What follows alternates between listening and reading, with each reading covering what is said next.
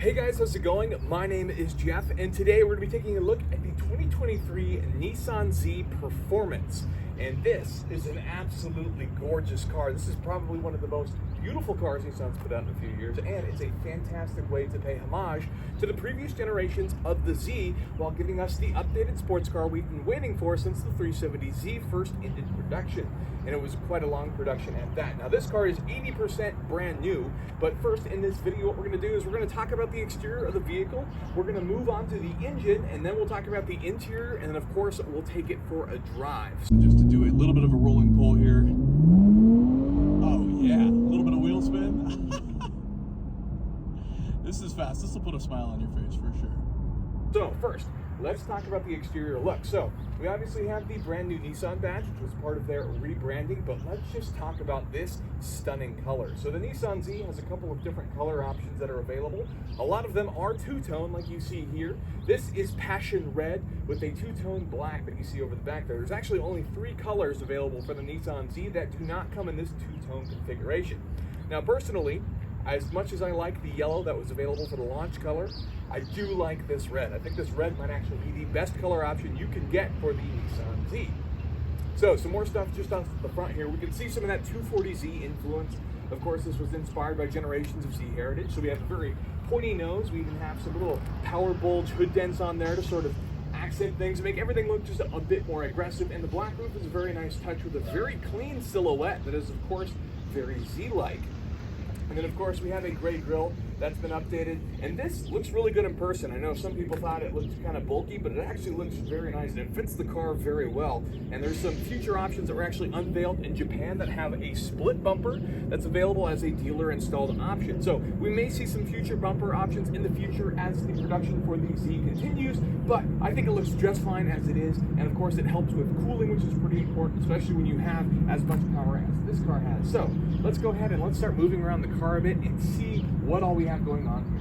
Okay, so as we're getting started to walk around here, I want to point out that this car, as it sits, comes in priced at $54,055. So this car is the Performance Edition, so it has some other goodies I'll be pointing out as we get around the car that make it just a little bit more special. And then look at these headlights. The car is a little wet, a little cold. We had some ice on the car this morning. It's actually quite a cold day here in Phoenix, not something we get very often. But you have your running lights that look fantastic, pay homage to the original Z, very circular-like, and you can see we got some other brand new headlights in there as well. Because this is the performance model, we have a set of 19-inch Rays wheels. You can actually see the Rays logo in here as well. So these are forged wheels. These come in the Performance Edition, which is really cool because Rays makes excellent aftermarket wheels. It's only fitting that they would eventually be included on a car like this, especially production cars. So that's a pretty cool feat from them. And of course, props to Nissan for including one of the best aftermarket wheel manufacturers. We have a big set of steel disc brakes in the front here. You can see that is definitely going to help with stopping power. This car weighs just under 3,500 pounds, so it's going to be lighter than a lot of the other cars at that price point and in similar sporting options that you might be cross-shopping if you were looking for a Nissan Z. So this car starts at $40,000. Like I said, this one, as it sits being the performance model, is at $54,000 with all the added options. So moving on, you can see that a little bit more of that silhouette. I was talking about that pointy nose, long hood like the Z. Then this part, of course, we've seen for a while. This is the typical Z shape, but we do have that black two-tone that looks really nice. We have some door handles that Nissan engineers wanted to be flush, so it didn't ruin the look of the car. And of course, that is also streamlined, so you don't have to worry about losing any MPGs to door handles, right? So there's that. Now, we do have a Z badge. I think this is a very nice touch, especially because we have a fastback silhouette that is very 240Z-like. So this car is stunning to see. So if you haven't seen one of these on the road yet, I can promise you, if you think it looks good in the photos, it's definitely going to look good in person. So we have our sweeping line back, have a little bit of a window there that's kind of hard to see out of, but you have your main little silhouette that's tucked in, a little bit of some extra plastic. Then we get around to this rear section. So there's a couple things going on here. We do have our back hatch that this will open up so you can get access to more storage if you need it. And then we have our new Nissan badge, another Z badge, but these taillights are cool. These taillights are inspired by the 300ZX, so another Nissan heritage from the Z line that was added on. Obviously, they've been adjusted a little bit to fit the form of this car just a little bit better, but still cool nonetheless. Then Up here, this is our performance spoiler. This comes available on the performance option. It also increases the electronically limited top speed up a little bit from the standard model, just because this provides downforce to prevent the rear from lifting at speed. So this can be a little bit faster. It is the performance option. If you're taking it to the track, you should consider the performance option if you were at first looking at the base model. So another thing to point out, we have a dual exhaust. Pretty good looking dual exhaust. I like the little fit there. No reason to really adjust the tips out. I think the tips themselves look fine. And then we'll do a quick rev test.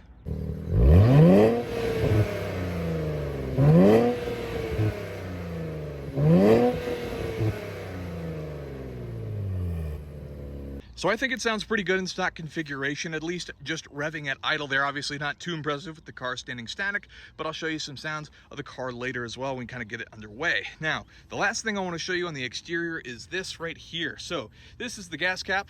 Here's my fist for scale. It's a pretty good size gas cap, probably dinner plate sized, but there's a reason for that. So as we fold this out here, you can see it's got quite a bit of curvature, and that's to make sure it fits with the body line. Engineers they refused to let the gas cap actually ruin the design of the car. Therefore, it's a little bit bigger, but that's so they can fit everything in here and flush. Don't worry, there's no problem sealing it, I promise. It's super easy to get all of that in there, but pretty cool at that. So that's a quick look at the exterior. You can see we still have some of the ice left over, but let's go ahead and pop the hood and take a look. Okay, so now we're going to take a look at the 2023 Nissan Z's engine bay. So this is the VR30 DDTT. So it's a 3-liter twin turbo V6 that's actually carried over from the Infiniti Q50 and Q60 Red Sport. So this is a high performance motor. You're looking at about 400 horsepower and 350 pound-feet of torque from a really unique twin turbo setup that I'll talk a little bit more about later, but Nissan has these sensors that actually sit on the turbos that is unique to the Nissan Z that you won't find on other manufacturers, that allow them to take more benefits from the turbochargers than you would find in a normal turbocharged car. I'll talk a little bit more about that as we get to the interior of the car, and I'll show you some special gauges. So looking at the engine bay here, you can see we've got a lot of different stuff going on. There's a lot of engine covers as well. We have an air filter in each corner of the car, and then we have a brake fluid cover on the top right, and then the battery cover on the left. A really cool part is we have this cool hood strut here, which is actually from the factory. That's on an aftermarket option, and it even has a little bit of a cutout there. So it's cool that Nissan is putting in added rigidity stuff for the car to obviously make it more performance oriented, make sure there's more of a structural result to the car, and reduce some of the extra roll and sort of swing of the car, making this truly a performance focused model from Nissan. So that's a quick look at it. This particular car is mated to a 9-speed automatic transmission that I'll talk a little bit more during the driving portion. But a really cool thing is that Nissan made the Z available with a 6-speed manual transmission that has rev matching that can actually be turned on and off with just the push of a button, and both cars come equipped with launch control. So that's a really cool feature. But here is just a quick look at the engine bay. This is what you're working with. Odds are you won't really need to mess with this, as it comes, like I said, pretty hopped up out of the box, and it moves pretty fast. That 400 horsepower combined with the less than 3,500 pound weight I had mentioned earlier means this car will do 0 to 60 in about 3.7 seconds. As for fuel economy, if you're concerned about that, this thing will do 19 city and then about 28 highway. I believe the combined comes out to about 22 miles per gallon. So that's what you're looking at there.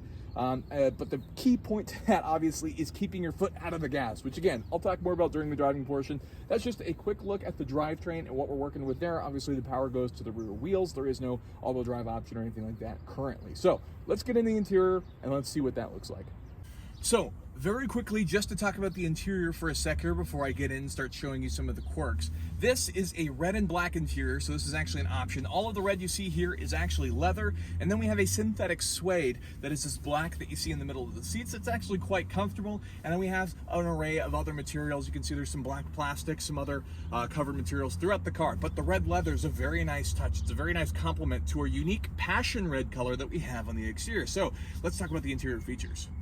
Okay, so now we're on the interior of the 2023 Nissan Z, and one of the things I actually want to point out is there is a silver bar just off screen there, And that silver bar is actually another structural rigidity item that has been added to help make sure that there is no body flex, nothing like that, just to maintain more of the race car components that we saw in the drivetrain, in the engine bay, and has been added in the rear as well. Behind the seats, even though there is no back seat in this car, there's actually a couple more storage pockets right here, even a fold-out compartment as well where they keep the driver's manual, and that's also behind the driver's seat. And of course, the camera's in the back hatch right now, which has plenty of room as well. So, taking a look at everything in the engine bay, we have our steering wheel that has all of our main expected controls on the steering wheel itself. We have some GTR inspired shift paddles. Over here we have a gauge cluster, and that gauge cluster has a turbocharged boost gauge. We have a turbo speed gauge, and then we have a battery voltmeter. So let's talk about that turbo speed gauge for a second. So that turbo speed gauge, like I mentioned earlier, is some of the unique tech in the Nissan Z that's not in any other turbocharged car. What that speed gauge does is Nissan has some sensors on the turbochargers to sense the current speed that the turbocharger turbine is actually spinning at. So oftentimes what manufacturers have to do is they have to limit where the turbo is, because the turbo is essentially out of control, and there's something that can happen called turbocharger overspeeding, and that's when the turbocharger gets way too fast, and that's when problems start to arrive from your turbocharged system. So in order to prevent that, Nissan put sensors on the turbos that track the speed.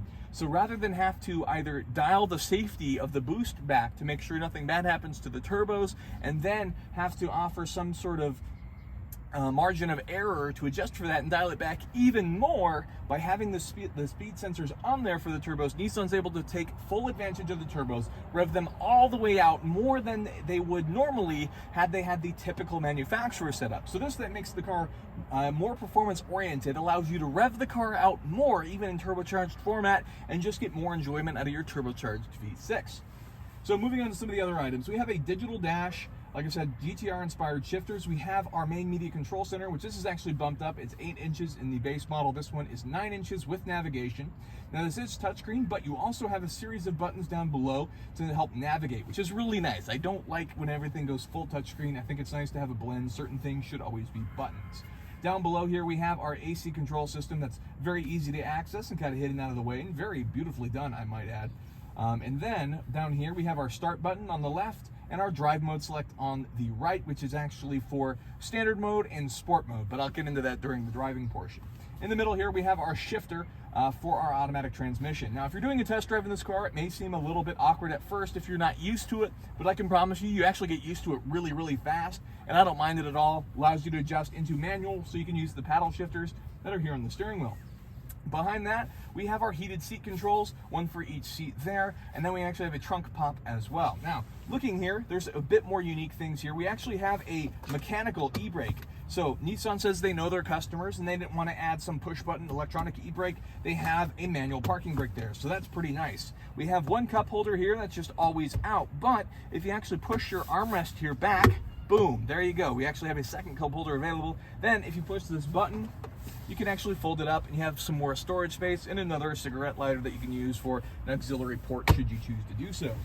Now you do have automatic windows on both sides, which is really nice because you can actually lower it. And then in each door, there's actually a vent that's in the door as opposed to being on to the left of the steering wheel. I kind of like that because I can get a better angle with the vent to either put it on your face or your body rather than just it cooling or warming your hands, which can sometimes be helpful, but you know, I generally don't like it. We have some USB ports and some storage, some central vents, and then we have a traction control button to the left of the steering wheel, which of course is if you're looking to party, if you're going on the track, you know, you can take off traction control and enjoy it. Now, just quickly to use launch control, what you would do is with the car running, you'll go ahead, put your left foot on the brake, and then at the same time, you'll grab both pedals and put your foot down on the gas. Then you'll see a little sensor light up that'll say launch mode, and then you'll launch control, and then you release the pedals, and then keep your foot on the gas and let off for the brake, and then boom, you're away in launch control. So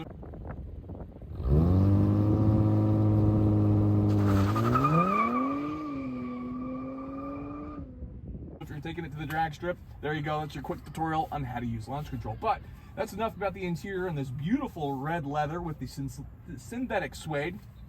I think it's time to take it for a drive.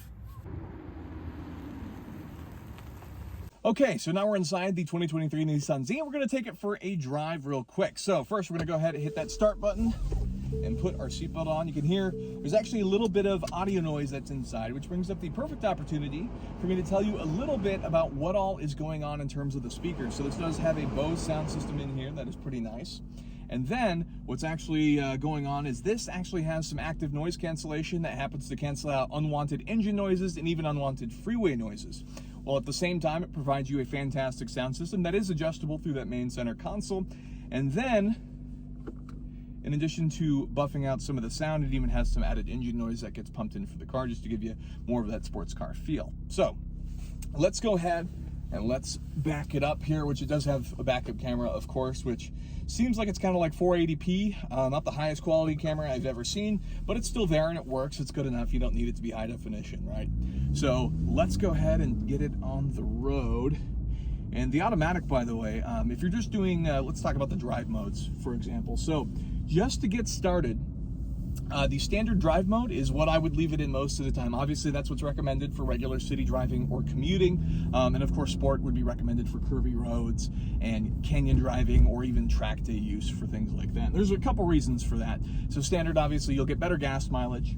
But in sport, what happens is the engine actually gets revved out a bit, so it actually becomes more responsive, and the vehicle dynamic control is also adjusted a bit more. So that's why, again, why you're going to get worse gas mileage, it's going to hold the revs out more. It's going to make sure it can shift faster for you, shift later instead of shifting earlier, which is how you get better gas mileage. So that's the gist of that. So really, you don't want to be using sport mode. It makes for a less pleasant driving experience if you're just cruising around, but definitely use it when you're going to the track and when you're taking it through some curvy roads, because it's pretty good. Another thing it'll do is it'll actually add to the steering wheel. So the steering wheel has a nice sort of balanced feel to it, but what it'll do is it'll actually make it just a little bit stiffer to tighten up that driving experience for you, to let you be a little bit more precise when driving in a sporty manner.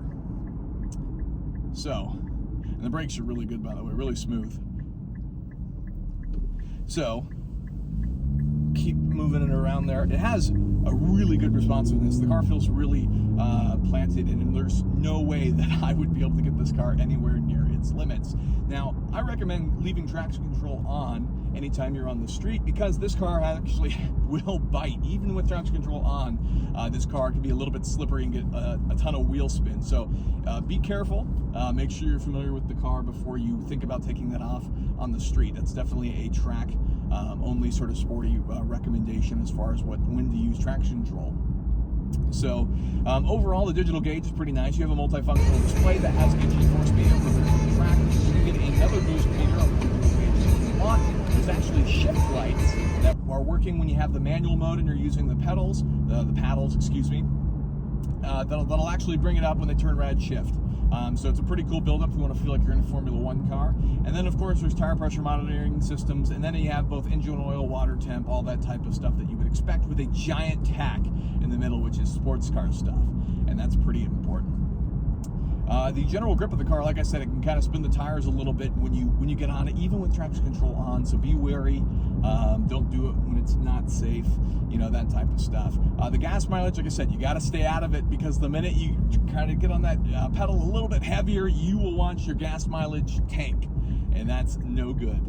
There is a little bit of a blind spot because of that sports roof, but here's the cool part. There are actually blind spot detectors that are inside the cabin, not on the mirrors, so they're inside, so you can actually see the orange lights very easily. So even if it's a cold, rainy, miserable day and the weather is obstructing your mirrors, the inside blind spot monitors detect you, which tells you somebody's in your blind spot right behind you. You have no problem seeing them, which I've had no problems with. The blind spot thing's been very quick and responsive, making it very easy and not concerned about what's going on there. So another thing I should point out in this car is actually how quiet it is. It's actually a very nice compartment inside. You would think for a sports car sometimes it could be a little bit louder, but it's actually quite nice in here, which might be, again, part to some of what's going on with the Bose system. But let me give you just a little bit of what that sounds like. That's 0 to 60 in 3.7 seconds, what it sounds like from the interior. So let's go ahead. So you can see it kicks down, and you got a fantastic pull. It's a very fast car. And like I said, because the car is actually under 3,500 pounds, that makes it lighter than even some of the other cars in this performance space, some of the, you know, muscle car options that are available. So really what you get in this package is you get a fantastic looking car, possibly one of the best looking cars at this price point. And obviously it's available even cheaper if you wanted to go for the base model instead of the performance-oriented model, which can come standard with a 6-speed manual transmission, which means Nissan is on team save the manuals. And that's amazing. That's something that you have to give them credit for. Makes you love the Z just that much more. But don't worry, if you don't like stick, they still have the automatic, which is actually, I think, a little bit faster just because it's hard to beat how quickly these modern transmissions shift. The car gets reasonable gas mileage, but again, that's not why you're buying it. There is no back seat, so if you're looking for something for kids, it's probably isn't a choice for you. But if you're a dedicated enthusiast and you have room for a toy like this, I highly recommend the Z. Of course, you need to go and take a test drive. Make sure you like the car for what it is, so go check out a Nissan dealership near you if you're interested in trying out the brand new Z. I think you'll be pleasantly surprised. There's a lot of cool details. Obviously, the car pays homage to previous generations of Zs, and you get a lot of performance that isn't, and even features, like I mentioned, that turbo speeding gauge, things that aren't even offered in other turbocharged cars if you wanted to go that route. So you get a very unique piece of kit and technology, and Nissan, who's always been performance-oriented, has a new performance car to check out. So it's absolutely worth it. Now, that being said, if you guys enjoyed this video, could smash that like button for me. I'd really appreciate it. And get subscribed for more content like this in the future. If you have any questions, feel free to drop them below, and I'll do my best to get back in a fast manner and answer them for you, or let you know if I just don't know the answer. So with that, thank you so much for watching, and I'll see you guys next time.